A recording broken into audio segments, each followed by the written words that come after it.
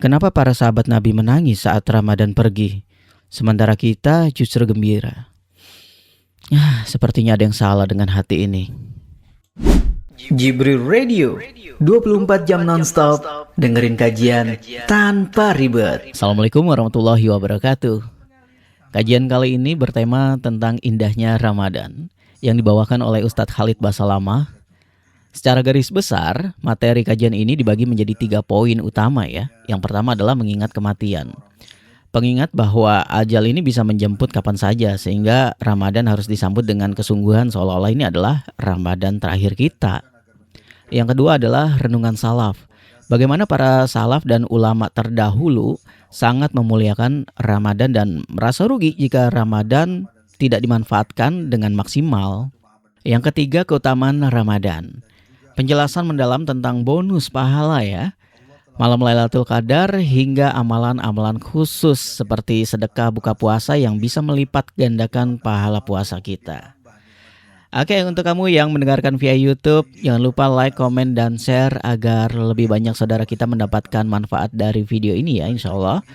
Subscribe untuk mendapatkan video terbaru dan aktifkan lonceng notifikasi agar tidak ketinggalan. Kunjungi juga jibrilradio.com. Yang tertuangkan dalam rahim ibu kita, kitalah yang dipilih oleh Allah untuk lahir di muka bumi ini. Mengemban amanah agar kita beribadah, tunduk dan patuh kepada Allah Subhanahu wa Ta'ala, menerima perintahnya dan mengaplikasikan serta juga meninggalkan larangannya.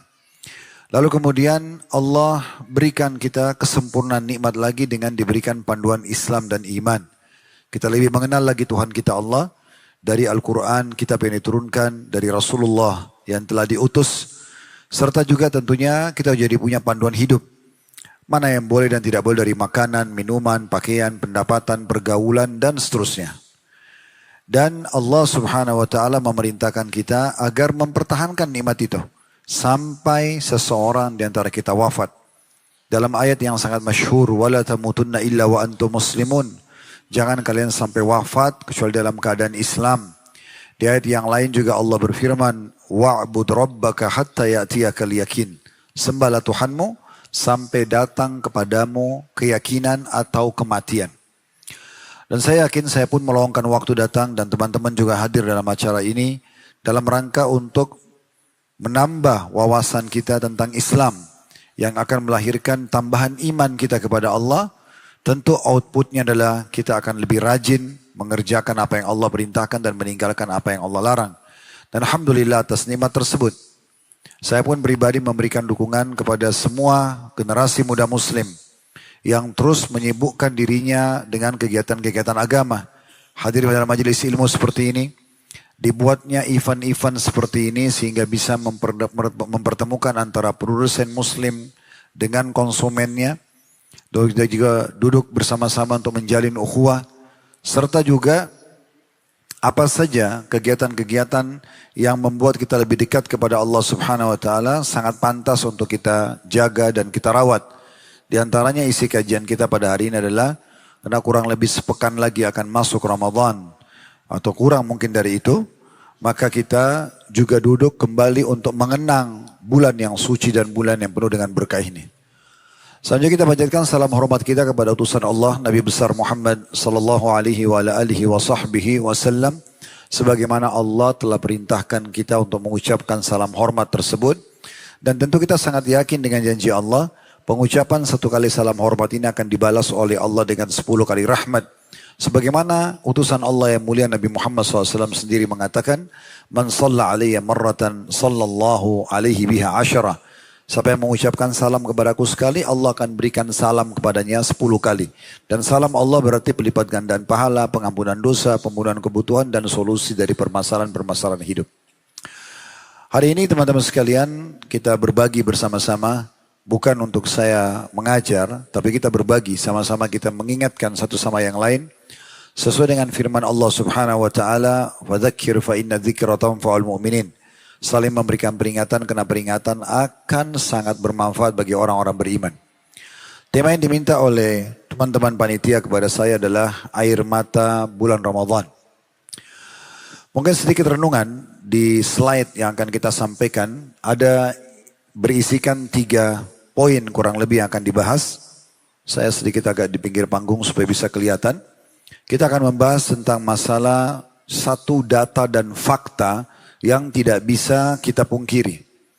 Sehebat apapun kita menjaga kesehatan kita, mau sehat atau sakit, mau tua atau muda, mau kaya atau miskin, mau pejabat, pemimpin ataupun masyarakat biasa, laki-laki dan perempuan, mau orang pintar atau orang bodoh, dia akan mengalami kematian. Setiap orang di antara kita sedang menuju ke liang lahatnya masing-masing. Ini sebuah kendaraan penting untuk membahas air mata di Ramadan. Nanti akan kita panjang lebar bahas masalah ini. Kemudian kita juga akan ada renungan Ramadan berisikan tentang pernyataan salaf berhubungan dengan kedudukan Ramadan. Bagaimana mereka memandang Ramadan itu agar kita juga bisa memiliki pandangan yang sama dengan mereka. Sehingga bagaimana mereka meriahnya, semaraknya menyambut Ramadan dengan luar biasa kegiatan-kegiatan yang mereka lakukan. Maka kita pun bisa merasakan hal yang sama.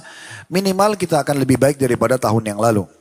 Dan yang ketiga, tidak lupa kita akan membahas tentang keutamaan Ramadan. Karena setiap kali kita ingin mengerjakan sebuah ibadah di dalam Islam, ibadah itu apapun hukumnya secara fikih. Apakah hukumnya sunnah secara fikih atau wajib secara fikih, tetap semuanya punya keutamaan atau janji-janji yang Allah akan berikan kepada kita. Anda punya hak secara syariat untuk mengatakan, saya kalau sholat malam saya dapat apa? Saya kalau sedekah saya dapat apa? Kalau saya puasa saya dapat apa? Itu kita punya hak. Karena memang Allah Azza wa Jalla sendiri yang menjanjikan kepada kita semua ibadah yang kita kerjakan pasti ada janji positifnya. Itu yang biasa disebutkan dengan fadilahnya. Kita akan coba masuk di poin pertama dulu. Saya bukan menakut-nakuti tapi kita sedang bicara sebuah fakta yang kita tidak mungkin lari darinya. Bermula dari firman Allah Subhanahu wa taala tidak asing buat kita, surah An-Nisa surah nomor 4 ayat 78. Allah mengatakan tentang masalah kematian. Jadi ayat ini adalah ayat yang paling dahsyat berhubungan dengan masalah kematian. Dan tidak akan pernah bisa dibantahkan karena data lapangan pun membuktikan seorang olahragawan yang selalu menjaga kesehatannya, training olahraganya setiap hari, juga memakan makanan yang nutrisinya mencukupi dari sisi proteinnya dan semua susunan komponen nutrisinya, juga tetap akan menghadapi kematian. Allah berfirman di sini, "Aina ma takunu yudrikkumul mautu walau kuntum fi burujin musyayyadah." Dimanapun kalian berada, siapapun kalian itu, dari suku manapun, bagaimanapun status jenjang sosial, tetap pasti kematian akan mendatangimu. Walaupun Allah memberikan gambaran di sini sebagai perumpamaan yang manusia susah untuk menolaknya. Walaupun atau meskipun kamu berada dalam benteng yang kokoh. Biar kita buat sebuah building yang sangat kuat. Dindingnya mungkin pintunya pun dijaga oleh 100 orang penjaga. Yang biasanya mungkin bisa menghalang para perampok, penjahat untuk masuk dan menyerang kita. Mungkin ruangan itu sama sekali tidak punya jendela. Dan hanya pintu satu, itu pun berlapis-lapis pintunya. Mungkin kalau sekarang pakai kode tertentu atau password tertentu untuk masuk, tetap saja bisa ditembus oleh malaikat maut. Dia kalau datang, tidak akan ada bisa yang menghalanginya. Mati adalah sesuatu yang misterius, datang setiap saat kepada siapapun dan dimanapun. Ini firman Allah Subhanahu wa taala yang akan terus ditilawakan oleh orang-orang beriman sampai hari kiamat. Ayat yang lain Allah sebutkan dalam surah Jum'ah, surah nomor 62 ayat 8. Allah berfirman, "Qul innal mauta alladhi tafirruna minhu fa innahu mulaqikum, thumma turadduna ila 'alimil ghaibi wasyahadati fayunabbiukum bima kuntum ta'malun." Allah berfirman, katakan hai Muhammad, sampaikan kepada semua manusia terutama umatmu. Sore ini pun sampai kepada kita semuanya bahwasanya kematian yang kalian lari darinya pasti akan menemui kalian. Lalu kemudian setelah mati kalian akan dikembalikan kepada Allah, zat yang maha mengetahui yang gaib dan juga nyata. Dan dia akan memberitahukan kepada kalian apa yang kalian kerjakan. Baik ataupun buruk. Ini valid wahyu dari Allah Subhanahu wa taala dan sudah terbukti terlalu banyak manusia sebelum kita yang mendahului kita dalam kematian tersebut. Kemudian juga Allah SWT mengingatkan dalam surah Al-Mu'minun, surah nomor 23 ayatnya 99 dan 100. juga kekal dalam Al-Quran dan akan dibaca dan ditelawakan oleh orang-orang beriman sampai hari kiamat. Hatta idza jaa ahadahumul mautu qala rabbirji'un. Apabila salah seorang di antara mereka, siapapun manusia dan jin, kedatangan kematian, maka pada saat itu mereka akan mengucapkan, wahai Tuhanku kembalikanlah aku. Untuk apa kira-kira kembali? Untuk kembali ke makanan favoritnya? Untuk kembali kepada meeting yang miliaran rupiahnya? Atau untuk kumpul mungkin dengan pasangan hidup dan anak-anaknya? Atau mungkin komunitas yang biasa dia bercanda, ya, bercengkrama misalnya? Tidak. Jawabannya Allah sudah kasih. La'alli a'malu salihan fima tarakt. Semoga saja kalau saya tidak jadi mati ini, maka saya akan kembali kepada amal-amal saleh yang selama ini aku tinggalkan. Lalu Allah mengatakan, kalla, tidak akan mungkin lagi. Kalau sudah datang malaikat maut cabut ruh, tidak akan mungkin bisa kembali lagi. Sekuat apapun tenaga kita, sehebat apapun argumentasi kita, Allah sudah patok, kalla, tidak akan mungkin. Innaha kalimatun huwa qailuha. Itu hanya perkataan yang diucapkan. Wa min waraihim barzakhun ila yaumi yub'atsun. Dan di saat itu dia akan masuk ke sebuah alam barzah yang biasa kita kenal dengan kuburan, ya, yang mau nggak mau pasti dia akan di sana sampai hari kebangkitan. Kemudian juga Allah berfirman dalam surah Al-Fajr, surah nomor 89 ayat 23 sampai 24 yang berbunyi, waji'a yawma idzin bi jahannam yawma idzin yatadzakkarul insanu wa anna lahu dzikra. Yaqulu ya laitani qaddamtu li hayati. Yang artinya pada hari itu diperlihatkan neraka jahanam, hari kebangkitan, hari kiamat. Dan kelebihannya kita sebagai seorang muslim, saudaraku seiman, diberikan bocorannya.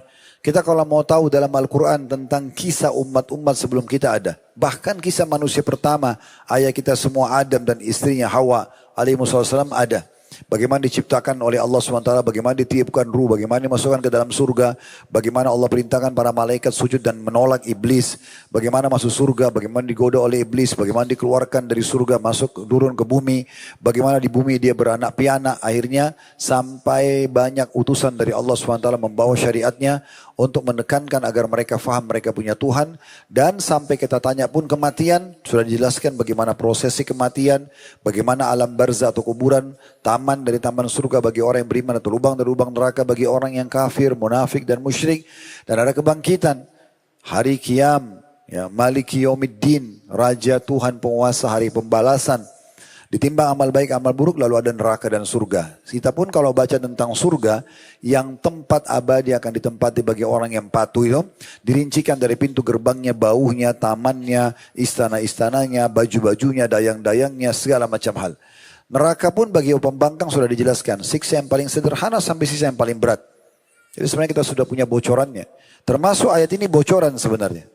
Di hari kiamat nanti pasti semua kita akan lihat neraka. Namun pada saat itu, kata Allah Subhanahu wa Ta'ala, ingatlah manusia, baru mereka sadar, akan tetapi tidak berguna lagi pengingatan itu baginya. Gak ada manfaatnya. Oh ternyata saya ciptaan Allah ya. Oh ternyata saya wajib untuk tunduk dan patuh ya. Oh ternyata saya harus sholat, ibadah dan seterusnya. Tapi gak ada gunanya lagi. Lalu dia akan mengatakan kalimat penyesalannya. Dia berkata, alangkah baiknya sekiranya dahulu saat di dunia aku mengerjakan kebaikan untuk hidupku ini. Ini pasti demi Allah akan diucapkan oleh semua orang. Ya. Yang hari kiamat nanti mereka menyanyiakan waktunya selama di dunia tidak beriman, atau dia beriman tapi tidak mau beramal saleh. Termasuk nanti kita bahas tentang masalah Ramadan. Ramadan demi Ramadan datang, bagi dia sama saja. Tidak ada bedanya. Karena memang dia tidak pernah qaddam li hayatihi. Tidak pernah dia memberikan sesuatu buat dirinya sendiri. Nabi SAW bersabda agar kita sadar, dan ini beliau sampaikan pada saat beliau hidup. Lalu beliau sudah wafat sekarang, sudah 1400 tahun lalu beliau wafat, dan hadits ini akan berlaku sampai hari kiamat. Bermanfaat bagi orang-orang yang mengambil manfaat. Aktsiru dzikra hadimil ladzat. Perbanyak mengingat pemutus semua kenikmatan dunia. Maksudnya kematian. Ya, kita harus mengingatnya. Karena pasti kita akan meninggal, suka atau tidak suka. Hampir setiap hari kita merasakan kematian, hampir setiap hari. Cuma memang kadang-kadang kita sadar atau tidak sadar, yaitu dengan tidur. Kata Nabi SAW, an-naumu akhul maut. Tidur itu adalah saudaranya kematian. Bagaimana Anda kalau tidur satu hari atau dalam setiap harinya, ngantuk, letakin bantal, kepala di bantal, terus hilang tiba-tiba. Nah seperti itu orang kalau mati. Tiba-tiba saya kita sudah meninggal, dicabut roh malaikat, lalu kita tidak bisa lagi berbuat apa-apa. Dan itu pasti terjadi. Jadi tanamkan baik-baik apa yang telah Allah firmankan dan kekalkan dengan kebenaran dalam Al-Quran. Tadi sudah kita bacakan beberapa dan juga hadis Nabi SAW. Begitu juga Nabi SAW kata Anas bin Malik pernah menggaris-garis yang banyak di tanah.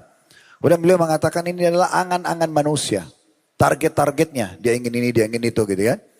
Lalu kemudian beliau garis satu garis yang memutus garis-garis itu. Seraya beliau mengatakan ini angan-angan manusia dan ini mati yang datang memutus semua angan-angannya. Terlalu banyak orang kalau kita hidupkan sekarang, dihidupkan oleh Allah SWT dari kuburan. Kalau ditanya apa angan-angannya, banyak yang belum mereka penuhi. Sebagaimana kita juga pasti banyak angan-angan, berharap. Ya. Begitu juga Abu Darda mengatakan, agar kita sadar, ini tadi sudah disebutkan ayat Al-Quran, sudah sebutkan hadis Nabi SAW, sekarang coba kita lihat perkataan para sahabat, para salaf. Abu Darda mengatakan, idza dzakartal mauta, kalau kamu tiba-tiba mengingat seseorang yang pernah mati, atau lewat di kuburan, lihat ada kuburan misalnya, fa'udda nafsaka ka ahadihim. Coba pastikan dirimu adalah salah satu dari mereka. Sampai saya kadang-kadang berbagi di kajian-kajian saudaraku seiman.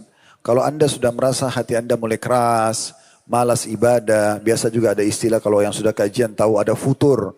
Mulai kendor lagi imannya ya. Apalagi kalau sudah terus dalam perbuatan dosa. Yang paling gampang datang ke kuburan.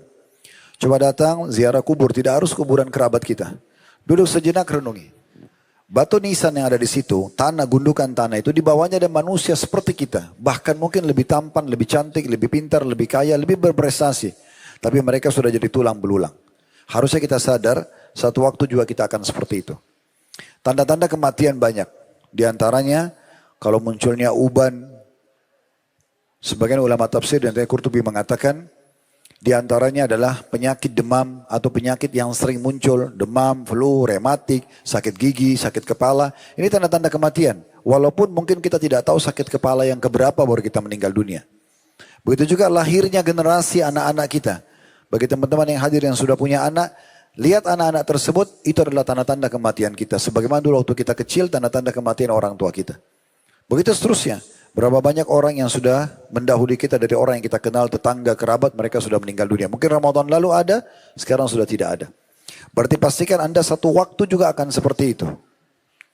Kemudian Ka'ab, seorang sahabat Nabi yang lain juga radhiyallahu mengatakan, man arafal mauta, siapa yang sadar kalau dia akan mati, hanat alaihi masaibud dunya wa humumuha. Pastikan akan hilang semua permasalahan dunianya. Akan kecil urusan dunianya. Sampai kalaupun kita disakiti oleh orang, tetap aja jadi kecil masalah itu. Misalnya contoh, dokter vonis nih, umur Anda tinggal setengah jam lagi. Habis ini sudah nggak bisa hidup. Secara medis sudah meninggal. Misal kena penyakit yang kronis misalnya, wa na'udzubillah. Di saat dokter memvonis misalnya kita akan meninggal setengah jam lagi. Kalau ada orang datang dan mengatakan begini, tetangga si fulan mencaci maki kamu. Si orang itu mengambil harta kamu. Kira-kira kita masih respon nggak? Kita pasti sudah tidak respon lagi. Kita sudah tidak mau pikir kecuali bagaimana saya selamat setengah jam lagi saya meninggal. Sebenarnya tanpa menunggu statement dari dokter, kita harus sadar itu bisa datang setiap saat. Sehingga jangan lagi buang waktu untuk mengurus orang lain, tapi urus diri kita sendiri. Selamatkan diri kita sebelum terlambat. Dan momentum Ramadan nanti akan kita titik beratkan adalah momentum terbaik untuk menutupi kekurangan kita di masa lalu. Karena ini bulan pengampunan, bulan peninggian derajat, pelipat gandaan amal saleh. Nanti akan kita jelaskan banyak sekali peluang itu di bulan Ramadan. Begitu juga Hasan Basri berkata, innal mauta, sesungguhnya kematian itu, fadahat dunya, falam yatruk lidhi lubbin faraha. Telah membongkar kedok sebenarnya dunia itu. Bahwasanya tidak ada kekal di dunia. Untuk apa bersaing dalam masalah dunia yang tidak ada manfaatnya, apalagi saling menjatuhkan, saling merampas, saling membunuh dan seterusnya. Karena sebenarnya mati itu sudah membongkar kedoknya dunia. Sehebat apapun seseorang membangun sebuah istana, tidak kekal jadi milik dia. Kapan dia meninggal jadi warisan dan dijual kepada orang lain. Apa sih dunia ini yang kita punya, yang kita miliki kekal? Gak ada. Bukankah seseorang dari kita sering mungkin melihat ada orang membeli rumah-rumah itu tadinya didesain oleh seseorang yang sudah meninggal, kamarnya, warnanya, bentuk-bentuknya lah ya, desain rumah tersebut. Begitu dia meninggal, di ahli waris mau bagi, dijual, lalu yang menikmati orang yang datang sesudahnya. Kendaraan, handphone, semua hanya sebatas sampai kita mati. Begitu kita mati sudah nggak ada lagi. Orang yang cerdas adalah bagaimana dia berpikir, apapun yang dia miliki di dunia, dia bawa ke akhirat sana. Seorang salaf, pernah setiap kali dapat keuntungan bisnisnya, dia selalu bagi dua. Setengah dia berikan, sedekahkan, setengah lagi, sepertiga, dibagi tiga. Sepertiga dia sedekah, sepertiga dikasih keluarganya, sepertiga lagi dia kembalikan ke modal usahanya. Sampai teman-temannya sempat menghardik seraya mengatakan, kenapa kamu selalu sedekah? Teman-temannya kebetulan punya tabungan yang sangat banyak.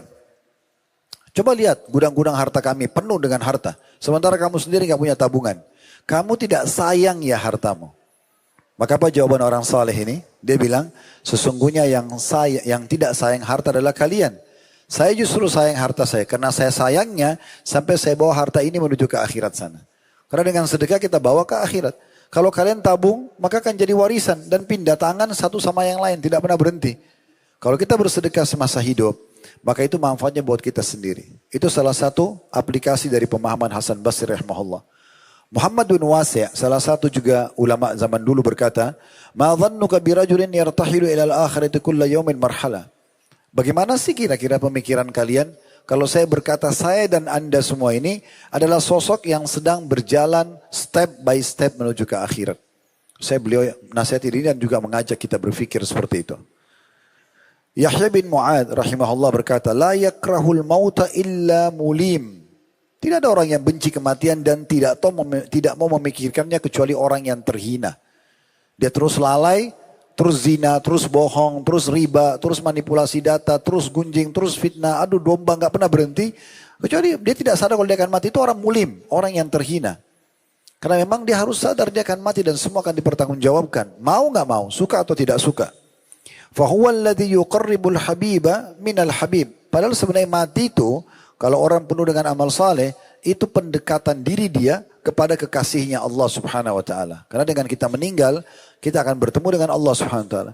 Para salafus saleh, kalau mau meninggal, ada temannya mau meninggal, maka didekatin. Seraya teman-temannya semua berkata begini, berita gembira buat kamu. Kok bisa orang mau meninggal teman-teman bilang berita gembira. Mereka jelaskan, karena sebentar lagi kau akan bertemu dengan Allah. Sebentar lagi kamu akan bertemu dengan Rasulullah SAW. Sebentar lagi kau akan melihat balasan dari amal-amal solehmu. Sebentar lagi kau akan lihat surgamu. Begitulah pemikiran orang-orang beriman.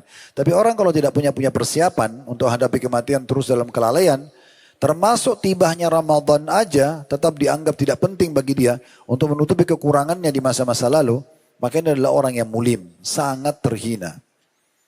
Sekarang kita masuk ke renungan Ramadan dan ini indah sekali perkataan para salaf berhubungan dengan masalah ini. Di antaranya Hasan Basri mengatakan, Inna Allah ja'ala Ramadana midmaran li khalqihi. Allah menjadikan Ramadan itu sebenarnya adalah suatu arena perlombaan bagi hamba-hambanya. Karena di saat itu, orang yang gak pernah puasa setahun, dia akan puasa karena puasa Ramadan wajib. Orang saat itu mungkin yang jarang sholat jadi sholat. Orang saat itu tidak tutup aurat jadi tutup aurat. Orang selama itu tidak pikir sedekah jadi sedekah. Tidak baca Quran jadi baca Quran. Hampir seluruh muka bumi ini kalau kita pergi Ramadan nanti. Mau ke ujung benua Amerika Latin sana. Atau di ujung Australia sana. Ya, di ujung benua-benua ini semua. Di ujung Afrika juga. Atau di ujung Asia Tenggara di bagian atas sana. Tetap sama. Semua muslim akan ikuti program yang sama. Mereka lebih baik dalam ibadah. Mereka juga berusaha meninggalkan yang diharamkan. Kita kalau lagi puasa, merasa takut. Dosa, lagi puasa. Sebenarnya Allah jadikan itu untuk persaingan hamba-hambanya. Kata beliau, Yastabikuna fihi ila mardhati. Di saat itu mereka berlomba-lomba mencari ridhonya Allah. Di sini, fasabaka qaumun fafazu.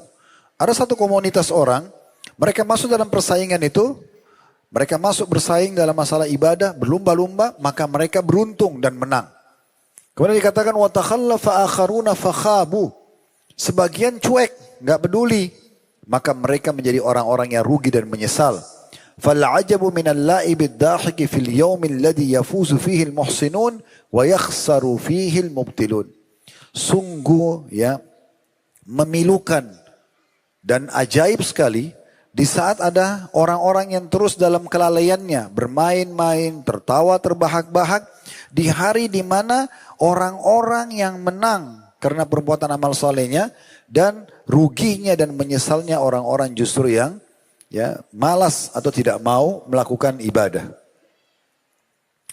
Ada perkataan yang baik, ini perkataan menurut saya dan perumpamaan paling unik yang pernah saya dapat dari statement para salaf berhubungan dengan Ramadan. Ibnul Jauzi rahimahullah. Beliau mengatakan statement yang menarik sekali. Anna masalah hadha syahr kamathali rasuli sultanin ila qaumi. Perumpamaan bulan Ramadan ini yang akan kita sambut beberapa hari lagi, ya. Perumpamannya seperti satu utusan raja. Jadi raja ngutus satu utusan nih. Itu Ramadan dianggap utusan, ya. Beliau mengatakan ke satu komunitas kaum. Fa in akramu sya'nah, kalau mereka mengagungkan kedudukan utusan tersebut, wa 'azzamu makanah, mendudukkannya dengan kedudukan yang baik gitu ya. Di sini kita terjemahkan, mereka memuliakan utusannya atau urusannya, mengagungkan kedudukannya, wa syarrafu manzilatahu, menghormati posisinya, wa arafu fadilatahu, dan mengenali keutamaannya, raja'ar rasulu ila sultani syakiran di af'alihim. Maka sang utusan tadi akan kembali kepada sang raja untuk menyampaikan dengan penuh rasa terima kasih atau memuji perbuatan kaum yang menyambutnya dan memuliakannya. Madihan di ahwalihim, memuji-muji kondisi dan keadaan mereka. Kemudian radiyan di amalihim, dan ridho, terima dengan perbuatan-perbuatan mereka. Fayuhibbuhumus sultanu ala dhalik, maka sang raja pun mencintai komunitas kaum tadi itu karena laporan dari utusannya. Fayuhsinu ilaihim kulla ihsan, maka akhirnya berbuat baiklah sang raja kepada orang-orang yang tadi diutus itu. Terus kemudian beliau masih mengatakan lagi, maaf saya pindah ke sebelah sini biar semuanya bisa kelihatan. Wa in istakhaffu, kalau mereka ya di sini merendahkan pelayanannya, istakhaffu bi riayatihi. Kemudian dikatakan lagi wa hawwanu li'inayatihi, dan menganggap remeh perhatiannya. Walam yunziluhu manzilatahu minal ikram, dan mereka tidak menempatkan kedudukan yang semestinya dalam pemuliaan. Wa fa'alu bihi fi'lal li'am, dan juga mereka memperlakukannya dengan perlakuan orang-orang yang hina. Ini Ramadan ya, dihina, dianggap remeh, malah dicoreng kehormatannya dengan tetap berbuat dosa. Maka raja ar-rasul ila sultan, otomatis utusan tadi akan kembali kepada raja. Wa qad ghadiba alaihim min qabi af'alihim. Sementara utusan tadi lagi marah berat ya terhadap perbuatan-perbuatan kaum itu. Wa sayyu a'malihim, dan buruknya perbuatan mereka atau sambutan mereka. Fayaqdabu sultanu li ghadabihi, maka sang raja pun jadi marah karena marahnya utusannya gitu. Kadzalika yaghdabullahu subhanahu wa ta'ala ala man istakhaffa bi hurmati syahr Ramadan. Begitulah murkahnya Allah kepada orang-orang yang tidak memuliakan bulan Ramadan. Ini perumpamaan menarik sekali. Nasihat terakhir beliau. Beliau mengatakan begini, Faya ayyuhal insan, maka wahai sekalian manusia, buka kupingnya, renungi dengan fikirannya, ya renungi dengan hatinya, sehingga anggota tubuh mau bergerak, segera menyambut pesan ini. Wahai sekalian manusia, hada syahrul ramadana syahrut taubati wal gufran. Ini bulan Ramadan di depan mata, bulan yang penuh dengan taubat, penerimaan taubat dan pengampunan. Kalau Anda bertanya, kira-kira Ustaz apa manfaatnya? Kalau saya diterima taubat atau saya dimaafkan. Ibarat Anda kalau kerja di kantor, punya kesalahan nih. Lalu kantor kita memutihkan kesalahan kita. Apa yang akan kita dapatkan? Dua hal. Yang pertama, kita lepas dari hukuman perbuatan kita itu karena sudah diputihkan. Yang kedua, fasilitas yang tertahan karena pelanggaran bisa kembali. Kita bisa bersaing lagi dengan pegawai-pegawai yang prestasi di sana. Kita bisa tetap meraih lagi jabatan-jabatan karena sudah diputihkan kesalahannya. Makanya Nabi Adam AS pada saat dikeluarkan dari surga karena dia berbuat dosa, melanggar apa yang Allah larang, maka dia berkata, ya Allah, apakah kalau aku taubat, engkau akan mengembalikanku ke surga nanti? Kembali fasilitas itu? Maka kata Allah SWT, iya. Jadi memang ini bulan penuh dengan pengampunan. Kemudian dikatakan wahwa rasulun min indil malikid dayyan, dan dia itu Ramadan utusan khusus dari sang raja yang maha mengadili. Faman akramahu minkum hakikatal ikram, siapa di antara kalian yang betul-betul memuliakan Ramadan itu, benar-benar menyambutnya dengan hati yang gembira, ya, memulai menyambutnya dengan persepsi positif. Ramadan itu indah, Ramadan itu bulan yang mulia, Ramadan kesempatan saya memperbanyak amal saleh, Ramadan itu nyaman, puasa itu enak, selalu begitu, maka tertibis semua bisikan syaitan. Karena sekarang ini sebelum tiba Ramadan, syaitan akan berat-beratkan Ramadan. Puasa berat, sebulan bisa nggak sih? Nanti tarawih itu aduh malam, selalu dibisikkan hal yang membuat kita malas. Lawan itu dengan persepsi positif, ya. Kalau kita betul-betul memuliakannya, maka ini utusan dari sang pencipta Allah, Raja yang maha mengadili. Siapa yang memuliakannya dengan sebenar-benarnya, wa hafidha fihi lisanahu min kabihil kalam, dia menjaga lisannya tidak mengucapkan kata-kata yang buruk, yang ada cuma zikir, nasihat, pembicaraan yang bermanfaat, tidak ada sama sekali dosanya. Mulai di bulan Ramadan dia perbaikin dan akan diterapkan 11 bulan ke depan. Ramadan akan datang ditingkatkan lagi skill spiritualnya untuk bekal 11 bulan lagi ke depan. Begitu terus sampai kita ketemu dengan Allah dalam kondisi sempurna, pahala amal dan juga bersih dari dosa-dosa. Wabatnahu min aklil al-riba wal haram, dan menyelamatkan perutnya dari makanan harta riba dan haram.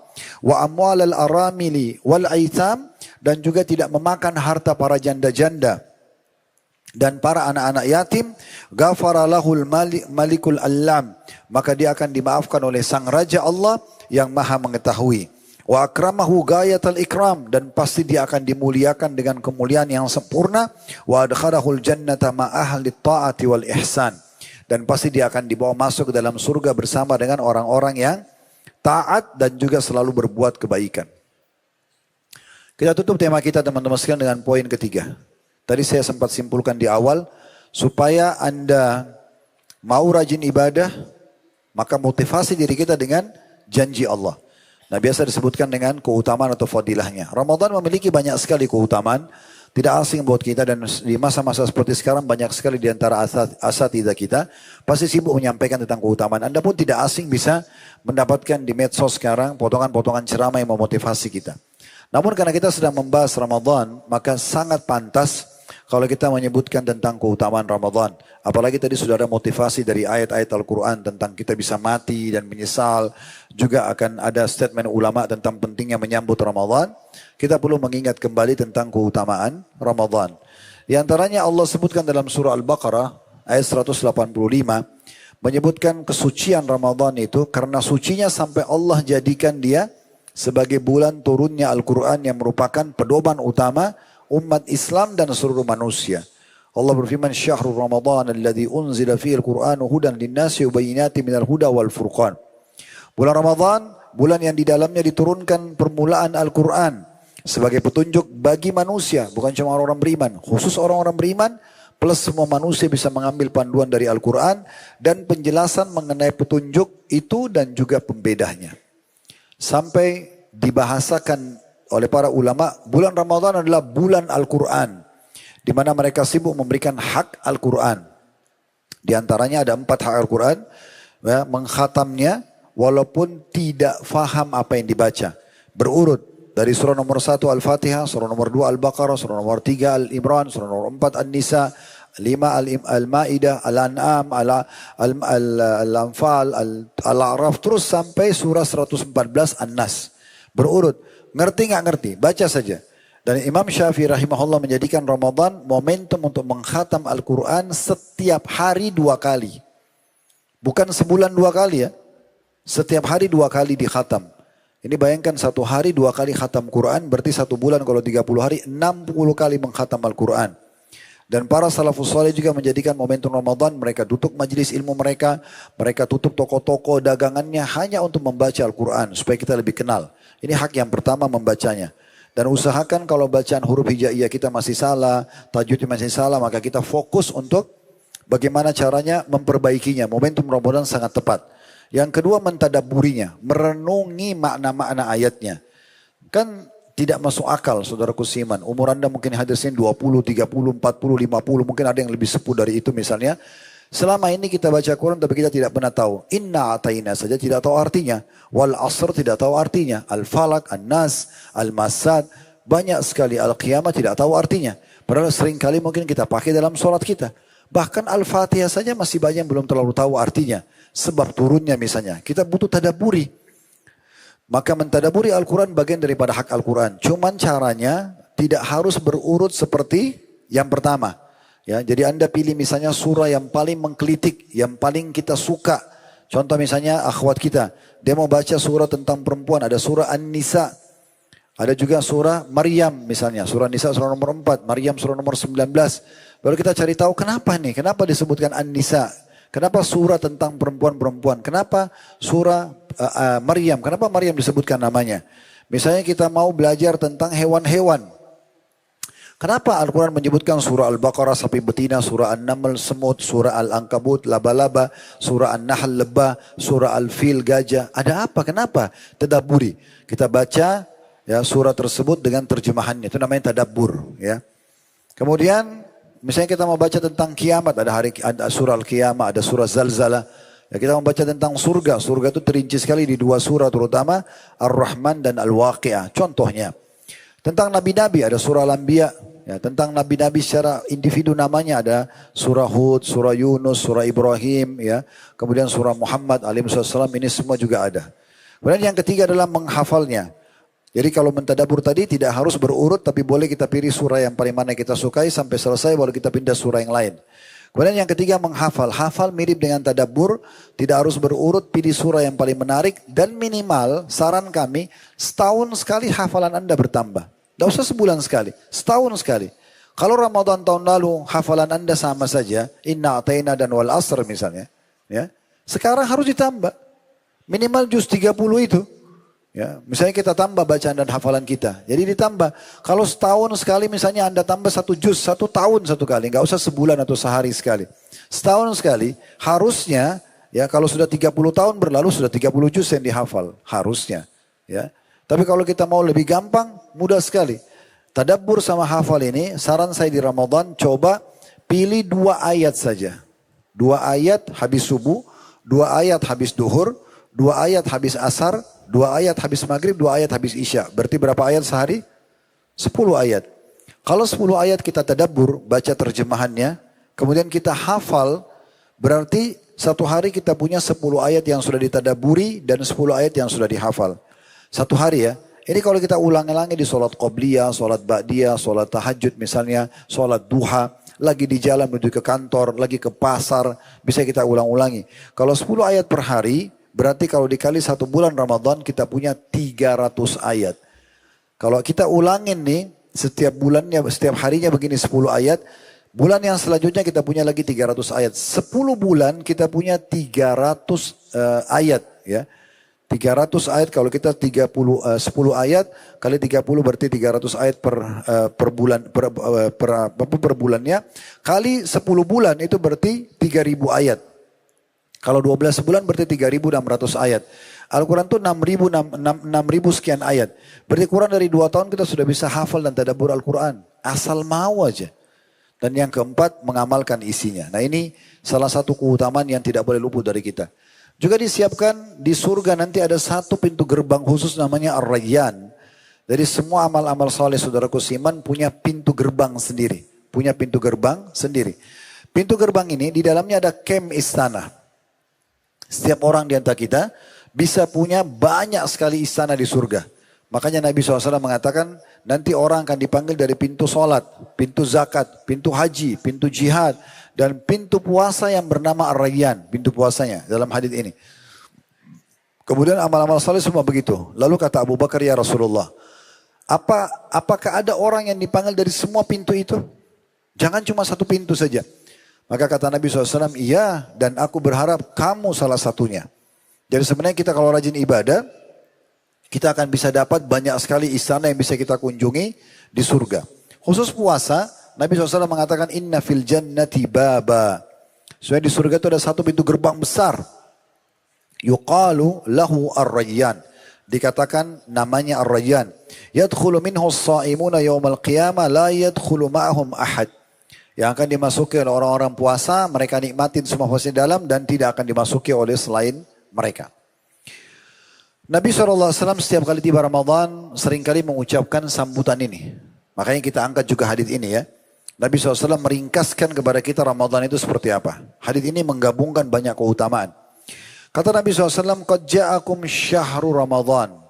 Telah datang kepada kalian bulan Ramadan. Apa sifatnya? Syahrun mubarak. Penuh, bulan yang penuh dengan keberkahan. Makan sedikit, istirahat sedikit. Tapi banyak sekali manfaatnya kita bisa rasakan. Banyak sekali waktu lowong kita rasakan. Kemudian dikatakan, kataballahu alaikum siyamah. Allah wajibkan kalian berpuasa pada saat itu. Tuftahu fi abwabus sama. Di saat itu dibuka pintu-pintu langit. Dalam riwayat lain dibuka pintu-pintu surga. Jadi ibaratnya iklan resmi nanti mulai 1 Ramadan hari Rabu atau hari Kamis di tanggal 18 atau 19 Februari ini. Jadi dibuka resmi pendaftaran siapa yang mau masuk ke surga itu dibuka resmi. Anda harusnya jadi orang yang mendaftar. Jangan menjadi orang seperti lihat ada satu kantor pasang plang besar iklan. Mungkin anggaplah di masa kita di medsos. Ya, terbuka pendaftaran jadi staff misalnya. Sebagai akunting, marketing, manajer atau apa saja. Lalu Anda cuma bilang saya ingin kerja di perusahaan itu. Tapi tidak pernah ajukan lamaran. Tidak pernah ada upaya untuk ke sana. Maka nggak ada manfaatnya. Jadi usahakan daftar. Ramadan terbuka pendaftaran itu. Silakan. Tinggal ikutin program-programnya. Siang hari puasa. Meninggalkan semua yang bisa membatalkan puasanya. Mengejar maksimal amal soleh. Malam hari juga dengan sholat malamnya. Kemudian dikatakan. Dan manfaatnya selain dibuka pintu surga. Watughlaku fi abwabul jahim. Ditutup semua pintu neraka. Gak ada orang yang diizinkan daftar ke neraka pada saat itu. Allah Subhanahu wa taala sentuhkan dalam hati setiap orang-orang muslim agar mereka takut berbuat dosa. Jadi tidak ada orang buat dosa Ramadan itu kecuali orang yang betul-betul hatinya sudah kosong dari keimanan. Orang kalau tiba Ramadan walaupun dia tadinya lemah imannya itu mulai ada kuat imannya. Sebagai contoh Anda misalnya lemah iman. Terus pada saat Ramadan kita lagi puasa, kita ada tetangga kita nggak puasa. Muncul perasaan kita, sayang ya kok nggak puasa. Muncul perasaan seperti itu betul luar biasa. Karena memang perasaan-perasaan untuk terjun ke dalam maksiat itu ditutup oleh Allah SWT. Kecuali memang orang yang terus mengikuti hawa nafsunya. Kemudian watughallu fi syayatin dan dibelenggu semua syaitan-syaitan yang menyesatkan manusia. Wa fihi lailatun khairum min alfi syahr dan di dalamnya ada malam lebih baik daripada 1000 bulan. Kita tahu Lailatul Qadar. Perhatikan kata Nabi SAW khairun min alfi syahr. Lebih baik dari 1000 bulan. Jadi bukan 1000 bulan, lebih baik dari 1000 bulan. Kalau kita hitung ini tahunnya 1000 bulan itu sama dengan 83 tahun plus 4 bulan. Jadi kalau Anda Lailatul Qadar lalu membaca subhanallah saja. Pas kena malam itu dan selama kita hidup pasti kita akan dapat malam itu. Cuma siapa yang dapat taufik untuk beribadah gitu ya. Karena kebanyakan orang malam 10 terakhir malah sibuk dengan mencari baju lebaran. Habiskan waktu di jalan-jalan atau hal-hal yang sia-sia. Harusnya dari sekarang dipersiapkan semua itu sehingga 10 terakhir tidak terganggu. Karena malam ini cuma sekali setahun berputar. Jadi kalau kita bilang subhanallah lebih baik daripada mengucapkan subhanallah lebih dari 1000 bulan. Anggap angkanya 1000 bulan atau 83 tahun plus 4 bulan. Kalau Anda sempat mendapatkan malam itu, lalu sempat terulang 10 tahun berturut-turut misalnya, anggap kita mundur dari sekarang 10 tahun ke belakang. Anda sekarang 2026. Dari 2000 misalnya 16. Saya yakin mungkin dari mayoritas hadis ini mungkin dari 2016 insya Allah sudah dapat Ramadan ya. Kemudian sampai sekarang 10 tahun. Berarti sama ibadah yang kita kerjakan itu 834 tahun. Belum tentu umur kita sampai di situ. Bagaimana orang kalau dapat 20 tahun, 30 tahun, 40 tahun ya. Makanya sampai diikat dengan ibadah i'tikaf, mengikat diri di masjid gitu ya. Dan ini semua ibadah sama ya. Zikir, sedekah, bakti sama orang tua. Dan yang paling afdal di Lailatul Qadar adalah Anda sholat malam. Anda sholat malam. Karena kata Nabi SAW, Man qama Ramadana imanan wa ihtisaba, ghufira lahu ma taqaddama min dzambi. Siapa yang mendirikan Ramadan, Lailatul Qadar dengan keimanan dan mengharapkan pahalanya, dibersihkan dosa-dosanya yang lalu. Lalu Nabi tutup dengan perkataan yang unik sekali. Kata Nabi SAW, setelah sebutkan keutamaan semua itu, Man haruma khairaha fakat hurim. Ya.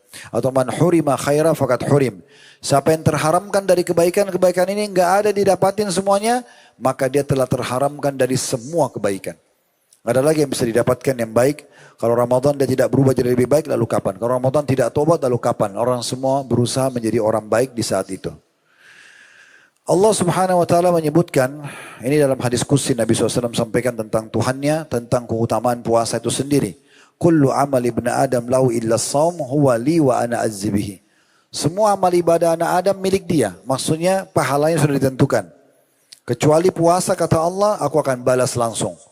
Dari hadis ini dan hadis-hadis yang serupa, ulama mengatakan puasa yang akan kita kerjakan nanti Ramadan yang wajib. Dan itu puasa paling afdal. Dan semua puasa-puasa sunnah yang kita kerjakan setelah Ramadan, pahalanya lebih besar dibandingkan ibadah-ibadah lainnya. Puasa yang kita lakukan nanti teman-teman sekalian akan menjadi penolong juga pada hari kiamat. Sebagaimana sabda Nabi SAW, As-siyamu wal Qur'anu yashfa'ani lil abdi yawmal qiyamah.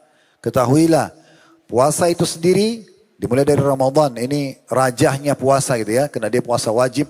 Lalu diikuti dengan puasa 6 hari Syawal, puasa Senin Kamis, Ayyamul Bid dan seterusnya itu sunnah. Tapi yang dahulukan adalah puasa wajibnya, puasa itu dan Al-Quran sendiri.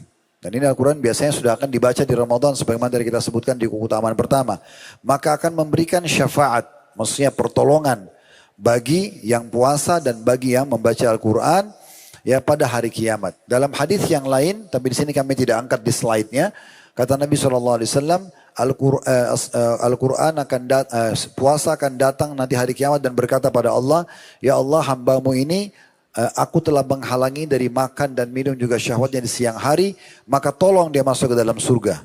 Lalu Al-Quran juga mengatakan, ya Allah hambamu ini aku telah menghalanginya tidur di malam hari karena dia sholat malam dan baca Quran, maka tolonglah dia. Maka keduanya pun akhirnya menolongnya masuk ke dalam surga. Itu juga hadis Nabi SAW yang sangat masyhur, dan usahakan Anda penuhi 2 syarat ini agar terjadi pemutihan dosa kita di bulan Ramadan. Kata Nabi SAW, man sama Ramadana imanan wahtisaba. Siapa yang puasa Ramadan, dia sambut karena keimanannya. Dia yakin Allah perintahkan. Dan ihtisab, mengejar maksimal pahala yang dijanjikan. Berlumba-lumba di situ. Ghufira lahu ma taqaddama min dzambi. Dibersihkan dosa-dosanya yang lalu. Ini aja syaratnya. Bagaimana kita yakin perintah Allah dan bagaimana kita juga mengharapkan pahalanya, maka akan menjadi pemutihan dosa-dosa. Begitu juga dengan malam harinya. Salat, ya, tarawih. Dan tarawih itu saudaraku siman adalah salat tahajud. Sama, qiyam Ramadan, qiyamul lail sama. Tarawih artinya santai. Kenapa dinamakan tarawih? Karena khusus di Ramadan kita boleh kerjakan setelah sholat ba'diyah isya. Setelah sholat ba'diyah isya. Dan keutamanya sangat banyak. Di antaranya hadits ini. Kata Nabi SAW, man qama Ramadana ihmanan wahtisaba ghufirallahu ma taqaddama min dzambi. Siapa yang mendirikan malam Ramadan karena keimanan dan mengharapkan pahalanya, juga dibersihkan dosa-dosanya yang lalu. Jadi mulai sekarang buat program, saya mau tarawih di masjid mana, ya. Itu kita sudah buat program, kalau perlu kita gabung dengan masjid ataupun musola dekat rumah, menjadi panitia misalnya dalam kegiatan tarawih, dalam kegiatan ceramah, itu bisa kita lakukan kalau kita tidak bisa di weekday karena kerja di weekendnya misalnya. Jadi kita usahakan terlibat. Jadi nanti akhirnya dengan terlibat kita otomatis juga akan mengerjakan ibadah tersebut. Kemudian juga di bulan Ramadan, setiap hari dan setiap malamnya ada pembebasan atau penghapusan nama dari api neraka. Kalau kita mendapatkan ini dan semoga Allah berikan, maka setelahnya kita akan dapat taufik dari Allah untuk tidak berbuat amalan ahli neraka. Kita akan dihapus nama dari api neraka. Kata Nabi SAW, inna lillahi utaqa fi kulli yawmin wa laylah. Ya, ini ada tambahan sebenarnya di syahr Ramadan. Sesungguhnya Allah itu memiliki hamba-hamba yang dibebaskan dari neraka pada setiap hari dan malam di bulan Ramadan. Wa likulli abdin minhum da'watu mustajabah. Dan setiap hamba yang puasa Ramadan itu dan sholat malamnya ada doa yang diterima darinya. Ini hadis tidak asing lagi bahwasanya Ramadan ke Ramadan juga akan menjadi pembersihan dosa-dosa. Ya, selama dosa-dosa besar Anda hindari. Begitu juga Nabi SAW mengingatkan jangan sampai kita menyesal dan rugi. Karena beliau mengatakan ragama anfumri'in, sungguh terhina, rugi, celakalah seseorang itu. 3 orang di sini. Yang pertama adalah man dzukirtu indahu, ya, atau dikatakan rajulun dzukirtu indahu falam yusalli alayya, seseorang yang aku disebutkan namaku di depannya lalu dia tidak baca salawat. Maka kita selalu mendengarkan Muhammad, Rasulullah, Nabiullah, kita mengatakan sallallahu alaihi wasallam. Kalau orang tidak baca ini sementara dengar nama Nabi dianggap terhina. Ya. Kemudian yang kedua raga ma'amfurun bihin. Raga ma'amfurun bihin dakhala alaihi Ramadan thumman salaka falam yukfar lahu. Sungguh terhina seseorang itu juga, celaka dia yang mendapatkan Ramadan kalau Ramadan itu pergi sementara dia belum diampuni. Ya, dia belum diampuni. Jadi tidak ada sama sekali upaya dia untuk bersihkan dosanya atau beramal saleh. Dan yang ketiga raga ma'amfur rajulin adraka indo abawahu al-kibara falam yudkhilahul jannah. Terhina dan celaka seseorang yang mendapatkan kedua orang tuanya di masa tua, tapi dua-duanya tidak membawanya ke dalam surga. Maksudnya dia sendiri, dia tidak sempat berbakti kepada kedua orang tuanya. Seorang sahabat namanya Talha bin Ubaidillah pernah dinasehatin, dia bercerita tentang kejadian yang dia alami. Dia bilang ada dua orang dari suku Bali. Bali ini salah satu suku di Jazirah Arab masuk Islam. Datang kepada Nabi SAW baru masuk Islam. Dua orang ini masuk Islam. Salah satu dari keduanya lebih bersungguh-sungguh dalam ibadah daripada yang lain. Jadi si A sama si B tidak disebutkan namanya. Tapi kita anggap misalnya inisial si A lebih rajin ibadah daripada si B. Orang yang lebih bersungguh-sungguh ini lalu ikut berjihad, berperang. Sehingga dia gugur mati syahid. Jadi sudah rajin ibadah, mati syahid lagi gitu ya. Sedangkan yang satu lagi, si B-nya yang kurang sungguh-sungguh ibadah, hidup setahun setelah temannya wafat. Lalu Talha berkata, aku melihat dalam mimpi seakan-akan aku berada di pintu surga. Ya, karena atau bersama keduanya. Jadi Talha berdiri, yang tadi mati syahid sama yang mati biasa, dua-duanya ada di situ. Ya. Kemudian keluarlah seseorang, maksudnya di sini malaikat dari surga itu, dan mengizinkan orang yang mati terakhir, ya, yang bukan mati syahid, itu untuk masuk terlebih dahulu. Kemudian baru mengizinkan orang yang gugur mati syahid masuk. Dan berkata kepadaku, kamu pulanglah dulu karena belum waktunya kamu masuk. Tapi Talha ini terganggu dengan kisah ini, kenapa? Karena kok bisa orang yang mati biasa, ibadahnya tidak terlalu kencang, ya, justru lebih dulu masuk surga daripada temannya yang rajin ibadah dan dia mati syahid. Keesokan harinya Talha pun menceritakan hal itu kepada manusia di sekitarnya, maksudnya para sahabat, dan mereka merasa heran dengan kisah itu. Lalu hal itu disampaikan kepada Rasulullah SAW dan Nabi berkata, apa yang membuat kalian heran? Maksudnya kenapa harus heran? Orang yang kedua ini heran, kok bisa masuk surga lebih dulu daripada orang yang tahun lalu mati syahid?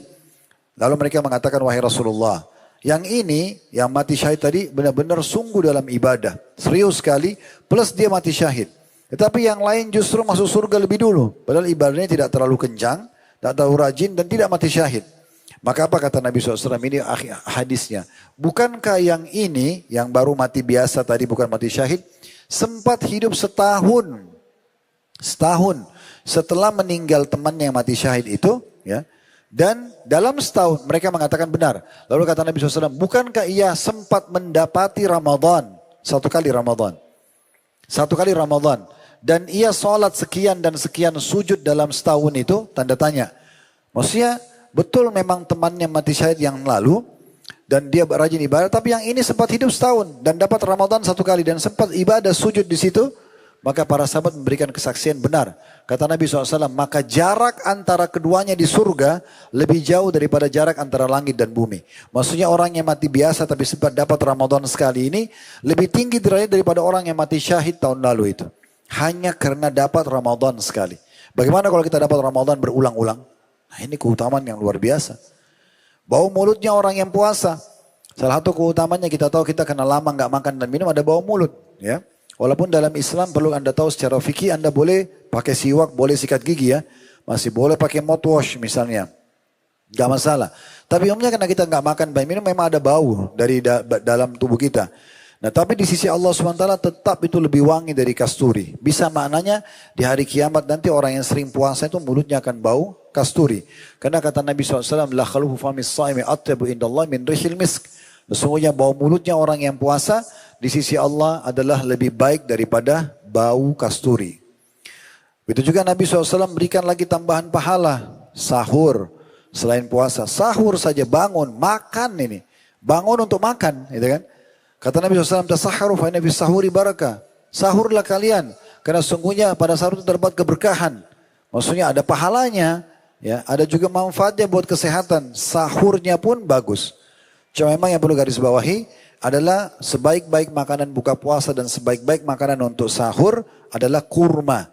Sebagaimana sabda Nabi SAW. Kami sarankan, jangan jadikan ajang buka puasa itu sebagai ajang balas dendam. Ya. Saya sudah sekian jam puasa nih. Maka itu menjelang buka puasa, beli semua warna-warni yang ada di pinggir jalan. Ya kan? Yang coklat, yang biru, yang merah, yang hijau, dibeli semuanya. Nanti sakit perut. Sunnah Nabi SAW dikatakan dalam riwayat, beliau kalau buka puasa dengan rutabat, kurma basah. Kalau tidak ada baru tamarat, kurma yang kering. Kalau nggak ada baru hasawat min ma'. Ya, atau beberapa teguk air. Lalu sholat maghrib dulu. Setelah itu baru kita makan main course-nya, makanan beratnya. Itu buka pintu jendela makan. Tapi nanti di sahur itu tidak makan berat lagi. Kita punya makan berat dari mulai maka azan maghrib sampai menjelang tidur misalnya.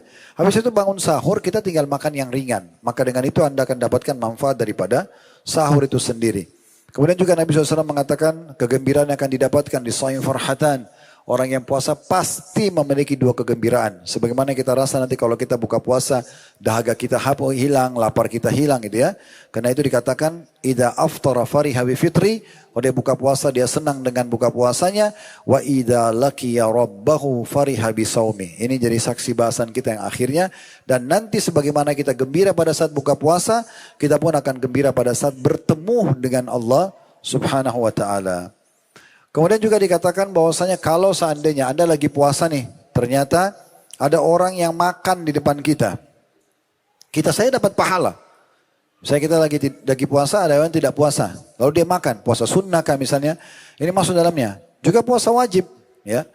Mungkin Anda sedang, itu ibu-ibu terutama, dia duduk sama temannya ini lagi haid, gak puasa, lalu makan di depan dia. Apa yang didapatkan? Itu aja berpahala. Kata Nabi SAW, Inna sa'ima tusalli alaihi malaika idha ukila indahu hatta yafrugu. Warubbama qala hatta yashba'u. Sesungguhnya orang yang puasa akan didoakan oleh malaikat ketika ada orang yang makan di sisinya. Ya. Dikatakan hingga orang-orang itu selesai, atau dalam riwayat lain hingga orang-orang itu kenyang. Itu aja juga nilai pahala bagi orang yang puasa. Makanya Abu Darda berkata radhiyallahu anhu, kalau bukan karena menahan dahaga, nikmatnya dahaga pada saat puasa, aku tidak berharap hidup sesaat pun di muka bumi ini. Mirip perkataan ini juga diucapkan oleh Umar ibn Khattab radhiyallahu anhu. Mungkin kita tutup dengan ini teman-teman sekalian, karena terlalu panjang kalau kita ingin bahas. Saya juga lihat waktunya sisa kurang lebih 3 menit dari sekarang, karena sejam ya kurang lebih waktunya. Maka ini poin penting. Mau nggak teman-teman, kalau Anda puasa nanti Ramadan 30 hari, Anda dapat pahala 60 hari. Mau lebih banyak 90 hari, kelipatan 30 hari, 120 hari, 150 hari, mau jutaan hari pun bisa. Padahal kita keluarkan energi yang sama, kita juga melaksanakan ibadah yang sama. Gimana caranya? Maka kita coba lakukan 2 hal. Memarketingkan ibadah itu, ya kita ajak orang lain puasa juga, kita bantu dia untuk menyempurnakan puasanya dan menyempurnakan ibadah-ibadahnya, dan kita coba membuka puasakan dia. Ini hadis sudah tidak asing ya. Kata Nabi SAW, man fattara sha'iman. Siapa yang buka puasakan orang yang berpuasa. Kana lahu mithlu ajrihi. Dia akan dapat pahala orang yang dibuka puasakan tadi. Ghaira annahu la yanqusu min ajri sha'imin syai'a. Hanya saja tidak dikurangi dari pahala orang yang dibuka puasakan. Sekarang teman-teman, saya sering kasih contoh di pengajian kalau menjelang Ramadan. Coba dipikirkan. Kita sekarang misalnya beli air mineral aja. Air mineral gelas itu kan isi satu dus setahu saya 48 gelas. Harganya antara 20-25 ribu sampai 40 ribu. Anggap Anda ambil yang 25 ribu aja. Mereknya tidak terlalu terkenal. Sumbang ke musola atau masjid dekat rumah. Anggap situ ada 48 orang buka puasa setiap hari. Satu orang minum 1 gelas. Berarti di hari itu Anda dapatkan pahala 49 puasa. Anda sendiri tambah 48 orang lain. Kalau kita tiap hari sumbang 1 dus, kali 30 hari, berapa banyak pahala puasa yang kita dapatkan? Bagaimana kalau kita sumbang lebih banyak lagi? Itu baru air mineral. Bisa juga kurma, bisa makanan berat, gitu kan? Ini contoh. Kalau Anda bilang, Ustaz, saya benar-benar tidak punya uang. Pernah ada sahabat bertanya begini, waktu Nabi jelaskan hadis ini ya. Lalu dia bilang, ya Rasulullah, tidak semua orang bisa buka puasain orang. Kata Nabi SAW, Allah akan kasih pahala ini kepada siapapun yang memberikan buka puasa kepada orang walaupun sebutir kurma. Misalnya kita punya kurma bagi 2, kasih orang. Maka dia akan dapat pahala buka puasa orang itu. Seteguk air, bahkan susu yang dicampur dengan air. Anda tidak punya uang sama sekali, orang kalau tidak punya uang buka puasa di mana? Di masjid. Maka minimal ikut sama pengurus masjid. Mari saya bantu Pak untuk nata-nata. Mari saya bantu Bu. Misalnya kalau panitia akhwatnya. Kita bantu natain, buka puasain orang misalnya. Karena itu sudah dapat pahalanya. Minimal ada itu. Saya sarankan Anda punya mobil, Anda punya motor. Selalu bawa di jok motor Anda, di bagasi mobil Anda. Bawa air mineral, bawa kurma. Saya sering kali kalau Ramadan tetap isi pengajian karena jalan. Ada saja orang yang buka puasa di pinggir jalan. Itu kesian sekali. Nah sekarang kita kesempatan, mereka kadang-kadang tidak dapat penjual. Ada yang tempat ada jual, ada tidak ada penjual. Maka bisa kita kasih buka puasa kepada mereka. Gitu kan? Kalau juga tidak bisa sama sekali, ada satu cara terakhir. Ya. Tapi mohon maaf, kalau ini juga tidak mau dilakukan, sebaiknya orang ini dicambuk saja. Ya. Sekarang kita buka puasa dikasih sama orang nih. Kita tidak punya apa-apa, kita dikasih buka puasa. Air mineral, sedikit mungkin kue atau kurma. Apa susahnya teman-teman? Ini ditukar sama jemaah yang di sebelah kita. Ini ya Pak, ini Bu, saya kasih supaya Bapak Ibu dapat pahala saya. Saya dapat pahala Bapak Ibu, nanti Bapak Ibu punya kasih ke saya. Cuma tukar ini, kanan kiri. Nggak ada susahnya. Kalau ini juga tidak mau berarti luar biasa. Memang sudah tidak mau mendapatkan pahala puasa. Allahu a'lam. Semoga apa yang kita bahas tadi bermanfaat buat kita semua. Ada benar dari Allah, silakan diambil dan diamalkan. Kalau salah dari saya mohon dimaafkan. Subhanakallahumma bihamdika asyhadu an la ilaha illa anta astaghfiruka wa atubu ilaik. Wassalamualaikum warahmatullahi wabarakatuh. Jibril Radio, 24 jam nonstop, dengerin kajian tanpa ribet.